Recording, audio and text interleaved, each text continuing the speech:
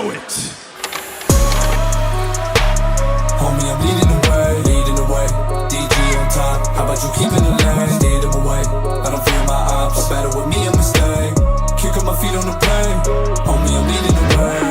Nouvelle Elite to Belly, et on revient aujourd'hui sur l'épisode de Dynamite, celui du 7 janvier, premier épisode de 2026 d'ailleurs, premier Dynamite, plus précisément parce qu'on a eu Collision, mais premier Dynamite de 2026, et on va voir ce que ça a donné.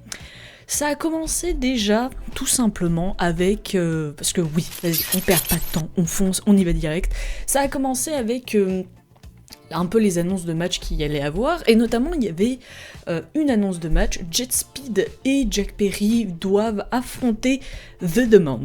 Bon, d'accord, sur le papier on est tous contents, c'est super, mais on nous montre un segment en coulisses où t'as Jake Doyle, voilà, qui a fait ses débuts à AEW, qui a d'ailleurs rejoint la Don Callis Family. On apprend tout simplement que ce gars a attaqué Jet Speed, et donc Jet Speed ne pourront pas faire ce match aux côtés de Jack Perry. Donc la problématique c'est que Perry doit trouver de nouveaux partenaires. Et du coup, bon, petit point avec Jake Doyle, moi je le connais surtout du côté de TNA, un de son prénom Jack Something. Bon, je le connais sur la fin un petit peu de son parcours à TNA, et bon, il faisait pas grand chose, on va pas se mentir. Donc voilà. La Don Callis Family qui s'agrandit toujours plus, je n'en peux plus de ce clan. Quand est-ce qu'ils vont se faire détruire une bonne fois pour toutes? Je ne sais pas. En tout cas, bonne chance à Perry pour trouver de nouveaux partenaires. On se dirige à présent vers le premier match de la soirée, c'était notamment Jon Moxley contre Shelton Benjamin dans un match éliminatoire au titre continental. Donc, grosso modo, si Shelton Benjamin bat Jon Moxley, eh bien, tout simplement, il aura le droit à son opportunité pour le titre continental. Est-ce que ça a fonctionné pour le membre du Hurt Syndicate? Eh bien, déjà, faut savoir que les deux gars sont partis se battre dans le public. Voilà, enfin, pourquoi? Parce que voilà, et l'arbitre qui les suit, qui fait pas de décompte, bon, il les suit, il est en mode « Bon, s'il vous plaît, on revient ». Bref, ça s'est battu un petit peu dans le public pendant 1 ou 2 minutes, on va dire, puis c'est revenu tranquillement se battre à la régulière. On va avoir un Shelton Benjamin à un moment qui va balancer Moxley du coin, c'était vraiment très cool. Enfin, c'est toujours impressionnant de voir Shelton Benjamin dans ce ring. Je trouve que franchement pour son âge il a une patate, c'est assez incroyable. Moxley qui va travailler d'ailleurs sur le bras de Shelton un peu tout le long du match, hein. Il va le balancer à un moment dans l'escalier extérieur, puis ensuite il va accentuer avec des prises de soumission sur ce bras pour essayer de faire céder un petit peu le membre du Hurt Syndicate. Ce qu'il faut savoir aussi sur ce match, c'est que bon, bah, il était timé en temps, je crois que c'était 20 minutes, ce qui fait que évidemment, et tout le long du match, on nous a parlé de ce décompte, voilà, on nous a dit à 10 minutes, oui, il reste plus que 10 minutes, puis à 5 minutes, oui, il reste plus que 5 minutes, on nous mettait vraiment une pression sur le temps tout le long du match, alors que d'habitude, même quand c'est timé, bah, bon, on nous en parle pas spécialement tout le temps, ce qui m'a fait dire que, voilà, ils vont jouer à l'égalité, et c'est ce qui a failli arriver, puisque quand on annonce qu'il ne reste plus qu'1 minute, on a Shelton Benjamin qui finit par prendre en soumission Jon Moxley, qui essaye de le faire céder, et t'as Moxley qui arrive à le renverser pour un compte rapide, et dans cette dernière minute, donc Moxley réussit à gagner le match avec ce compte rapide, et donc à sécuriser son titre. Voilà, il n'aura pas à défendre sa ceinture face à Shelton Benjamin, donc on peut dire que Jon Moxley a eu un petit peu chaud, quoi, voilà. On enchaîne avec Kenny Omega, Kenny Omega n'était pas là, mais on nous a montré un petit package vidéo sur Kenny Omega, notamment sur le fait que il voudrait quand même aller choper la ceinture de MJF. Bon, on sait que Kenny Omega, c'est un peu compliqué, qu'il est plus sur la fin que sur le début de son parcours dans le monde du catch. Donc est-ce que ce serait pas temps de lui donner un dernier run de champion mondial à AEW, pourquoi pas. En tout cas, sans nous donner plus d'infos sur ça, on nous dit surtout qu'il sera de retour la semaine prochaine pour Dynamite Maximum Carnage, donc on verra ce qu'il en est ce jour-là. On passe donc au fameux trios match entre The Demand et Jack Perry et ses partenaires mystères, puisque on ne sait pas qui ça va être. Et puis bon, on est en 2026, voilà, les Bucks nous avaient dit qu'ils ne reviendraient pas avant la fin de 2020, dans la dernière partie de 2025, donc moi j'étais en mode Jack Perry qui n'a plus de partenaire, il lui en manque deux, c'est forcément les Bucks. Et c'était effectivement les Young Bucks, qu'on est toujours très content de voir. Enfin, moi, c'est une équipe, c'est la meilleure équipe du monde. Enfin, je crois qu'il n'y a pas mieux que les Young Bucks. Enfin, en tout cas, dans mon livre, il n'y a pas mieux que les Young Bucks. Même si les détracteurs diront ouais, mais ils font que des super kicks, ils font que des kicks, gna gna gna gna gna. Déjà, de 1, c'est pas vrai, et de 2... ils font les meilleurs super kicks du monde. Donc c'est pas grave, les Young Bucks pour moi c'est la meilleure équipe de tous les temps et ils étaient de retour du coup avec leur pote Jack Perry pour affronter The Demand et qui dit retour dit évidemment victoire. Sans grande surprise on a les Bucks et Jack Perry qui gagnent ce match face à The Demand, face à ce champion national qui est Ricochet et ses deux potes des Gates of Agony. Mais ce qui est intéressant,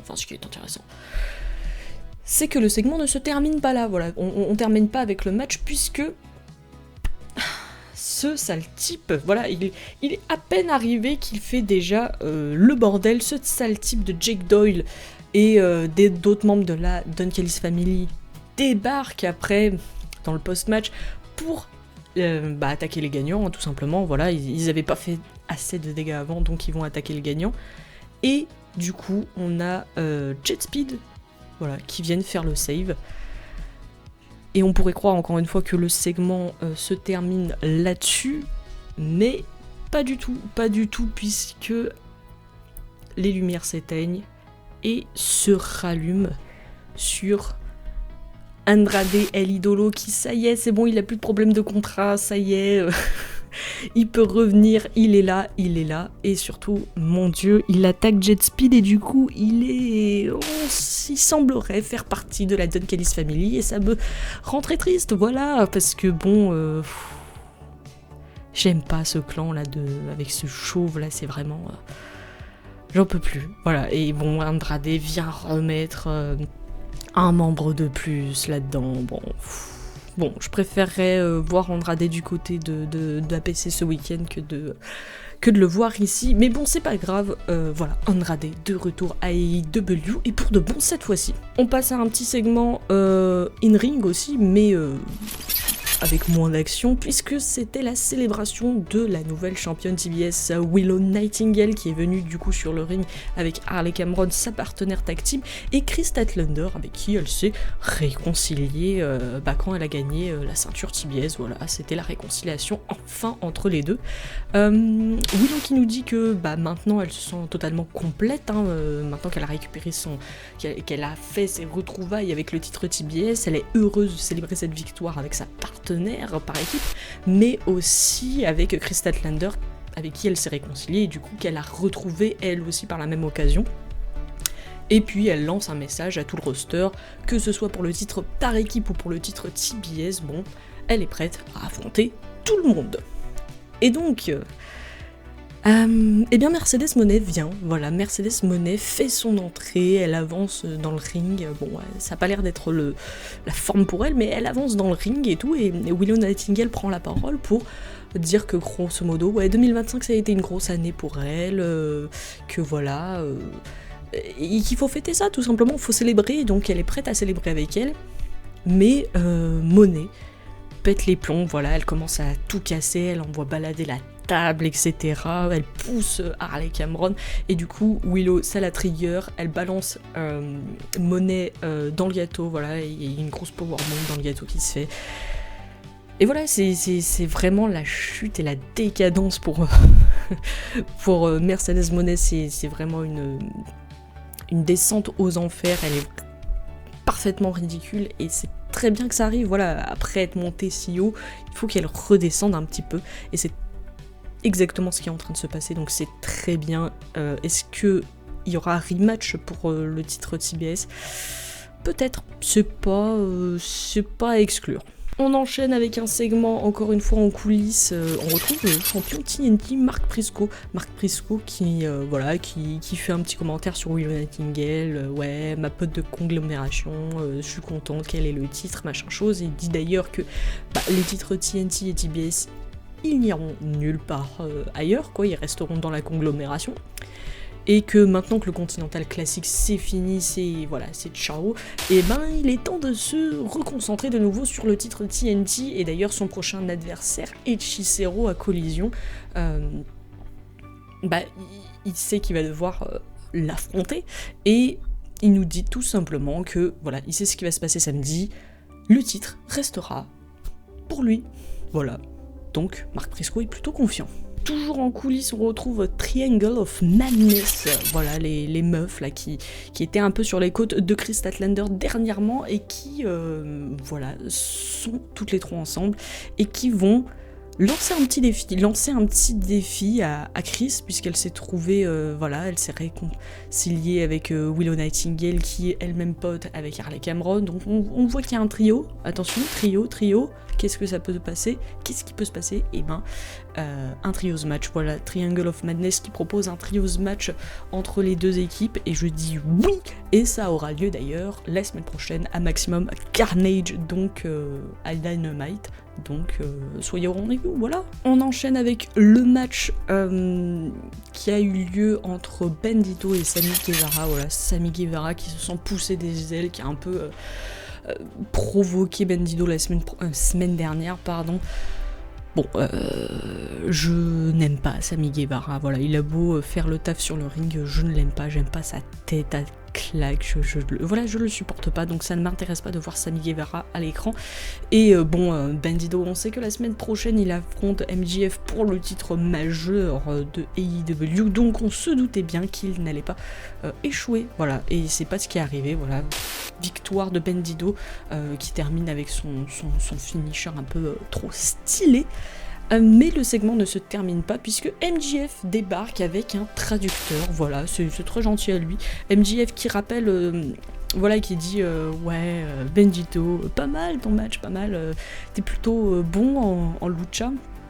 Mais moi aussi, je m'y connais en lucha, rappelle-toi, j'ai été champion du côté de la CMLL, j'ai battu une petite légende là comme ça, comment il s'appelait ce tocard, ah oui, Mystico. Bref, il est sans doute une plus grande star au Mexique que Bandito. Voilà, MJF qui continue et il dit mais qu'il a gagné plusieurs fois la Diamond Ring, 6 fois je crois, et donc la bague que Bandito a lui revient, et donc il lui demande de la lui remettre, d'annuler le match de la semaine prochaine. Et comme ça, ça évite à Bandito de se faire humilier par une défaite. Et du coup, on a toujours le traducteur qui traduit un peu tout ça. Et Bandito, il l'arrête, il fait... Et moi aussi, je peux parler, anglais. Et MJF, t'es un sale fils de pute, voilà. Et du coup, évidemment qu'après ça, ça part en live, MJF qui, voilà, on sent que la tension monte, MJF qui envoie un low blow directement sur Bandito, qui veut le frapper avec la Diamond Ring, mais qui frappe par accident le traducteur. Du coup MJF il est, oula, qu'est-ce que j'ai fait? Donc Bandito il en profite, il fait un low blow à son tour, et puis il envoie son finisher sur et le traducteur et MJF. Voilà, Bandito qui gagne du momentum avant cette confrontation la semaine prochaine. Est-ce que pour autant il va gagner? Non, je ne pense pas, voilà, on lui donne un petit peu de momentum pour le rendre un peu crédible, mais je pense qu'il ne faut pas trop rêver. On enchaîne avec l'avant-dernier match de cette soirée, c'était Marina Shafir contre Toni Storm, un match que je pense beaucoup de gens attendaient, parce que ça faisait un petit moment qu'on nous teasait un petit truc avec Marina Shafir et Toni Storm, où j'ai l'impression que, tu vois, genre Toni Storm c'est quand même un des grands visages féminins de la WWE, mais qu'est-ce que je raconte, de AEW. Genre la meuf, elle a été plein de fois championne, enfin c'est vraiment genre stature majeure. Et Marina Shafir, pour moi, elle ne fait que monter, que prendre en puissance et tout, etc. Et donc, c'était intéressant de les mettre l'une en face de l'autre, quoi, grosso modo. Et mine de rien, c'est un match où Toni, elle galère pas mal, voilà. On va pas se mentir, je trouve qu'elle n'a pas été... Enfin, elle galère pas dans le sens où elle catch mal, elle galère dans le sens où Marina Shafir, je la trouve très dominante. Voilà. Je la trouve très au-dessus dans ce match, on va dire, dans la conduite du match de manière générale. Et on n'a pas le résultat final entre les deux sur qui est la plus forte, et c'est pas plus mal d'ailleurs, mais on n'a pas la réponse puisque Wheeler Yuta tire l'arbitre à un moment, donc ça sonne la disqualification. Et déjà, je trouve que c'est déjà une bonne idée parce que moi ça m'embête qu'on puisse régler la question entre qui est la meilleure entre les deux dans un weekly. Voilà, je pense que ça peut largement être un match de PPV. Et du coup, en post-match, ce qui se passe, c'est que Marina, même si la cloche a sonné et tout, elle s'en fout, elle met KO Toni. Mina Shirakawa vient essayer de l'aider, mais elle se fait mettre au tapis elle aussi. Voilà, encore une fois, Marina, elle les met au sol toutes les deux. Et donc c'est Orange Cassidy et Roderick Strong qui viennent chasser les Death Riders quand ils seront au point de s'en prendre à Luther. Donc voilà, Orange Cassidy, Roderick Strong viennent faire le save et voilà, tout simplement. Dernier petit arrêt en coulisses avant le main event. On a René Paquette qui est avec Pac voilà, dans les coulisses et qui lui demande des infos sur cette histoire de rematch avec Darby, voilà. Ouais, quand c'est-ce que ça va être, etc. Est-ce que ça t'intéresse, blablabla. Pac répond lui que bon, il a déjà battu Darby 2 fois, donc voilà, c'est lui le gagnant de l'histoire, c'est pas lui le perdant, donc grosso modo il s'en fiche un peu de ce que Darby veut. Donc Darby Allin débarque et fait face à Pac et lui demande, voilà, il lui dit mec, donne-moi ce match. Et Pac il dit non, en fait j'ai pas ton temps, j'ai autre chose à faire que de t'accorder du temps, donc non, ça ne m'intéresse pas. Pac se tire, donc Darby Allin il est en mode bon, j'ai essayé la manière douce, on va dire, la manière gentille, maintenant je vais passer à la manière forte. Et du coup il attaque Pac avec déjà un extincteur, voilà, il l'enfume avec un extincteur, puis ensuite il l'éclate contre un rideau de garage, puis ensuite il coince sa cheville dans l'encadrement d'une porte, et t'as Darby Allin qui lui dit si tu donnes-moi ce match ou sinon je te brise la cheville. Du coup Pac sous la pression cède et voilà, Darby se casse avant que le reste des Death Riders ne l'attrape, et du coup nous aurons bien on ne sait pas quand, mais nous aurons bien apparemment Allin contre Pac. Voilà, histoire que Darby Allin finisse une bonne fois pour toutes sa croisade contre les Death Riders. Et enfin, dans le main event, c'était le match de la violence, puisque Hook et Powerhouse Hobbs de The Hobbs vont affronter Adam Page et Swerve Strickland dans un lights out match, donc pas de disqualification, pas de temps de match, enfin bref, il n'y a pas de règles. AEW ne sera pas responsable de ce qui se passe, donc c'est parti. C'était le match de la violence, à un moment ça nous a ramené une planche avec des moellons dessus, voilà. D'ailleurs, planche que va se manger Swerve, voilà, il va se faire écraser par Hobbs sur cette planche de moellons. On va avoir le droit aussi à des interventions, des espèces de petits sbires là, The Hobbs là, qui servent à rien, là, les membres du dojo, là, je sais pas quoi. Mais on va avoir Page et Swerve qui vont s'en débarrasser à coups de chaîne, je crois qu'ils font, qui les envoient balader avec la chaîne en métal, etc. Et donc bref, c'était super cool, voilà, c'était un match super cool, c'était un match quand même, on va dire, un peu gentillet, voilà, donc ils ont pété une table, il y a eu cette planche de moellon, et il y a eu des chaînes en métal, mais voilà, je crois qu'il n'y a pas eu grand chose de plus, c'était déjà pas mal, on va pas se mentir. À la fin, du coup, on a Paige qui fait un dead eye sur Hobbs sur la planche en moellon. Donc Hobbs, à partir de ce moment-là, il est out, voilà, il ne reviendra plus. Du coup, Hook est un peu à la merci de Paige et de Swerve qui vont l'enchaîner. Ça part en House Call, ça part en Buckshot Lariat.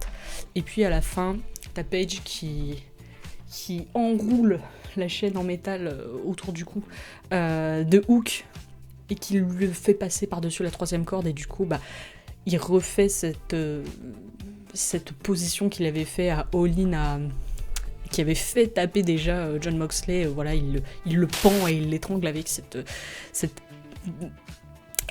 chaîne en métal, tout simplement. Et du coup, Hook, tout de suite, il tape. Victoire de Paige et de Swerve, qui sont vraiment un bon duo. Voilà, je sais pas combien de temps ça va durer ce duo, mais pour l'instant ils font vraiment le taf ensemble et c'est bien parce que ça les éloigne, on va dire, un petit peu de la main event picture. Enfin, non, pas vraiment, puisque là ils sont dans le main event, mais ce que je veux dire c'est que ça les éloigne du titre majeur, on va dire. Et du coup, voilà, grosse victoire de Paige et de Swerve qui s'impose face à The Hobbs.